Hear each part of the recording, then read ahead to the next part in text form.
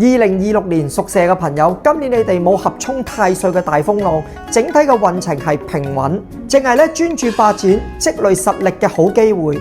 要點樣喺呢個穩定中尋求突破，避免失誤？記住呢個攻守平衡嘅策略。首先咧嚟個好消息，你有6分呢粒吉星咧拱照住你，代表你今年嘅工作同埋事業咧會有成績，好容易得到上司或者老闆嘅提攜，仲會有一啲實質嘅獎勵。今年咧，你可以咧憑實力去講説話，爭取呢個升職同埋加薪，達成呢個關鍵嘅目標，好機會。記住咧，要聚焦事業，主動咧爭取表現。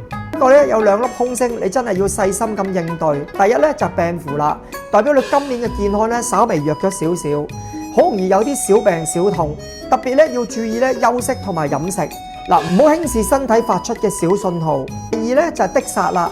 要提防呢個文件同埋合約上面一啲嘅出錯，或者呢啲法律上面嘅小糾紛。簽呢個重要文件之前咧，記住咧再三咁核對。當你有疑問嘅時候咧，記住咧要諮詢啲專業嘅意見。今年咧總括嚟講咧，記住呢一個口訣：成6分，拼事業，防病符，養身心，慎的煞，明條文，穩中求進，自有收成。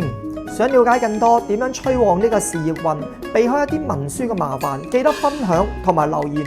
2026年順勢，老師會協助大家，記得 WhatsApp 我啦。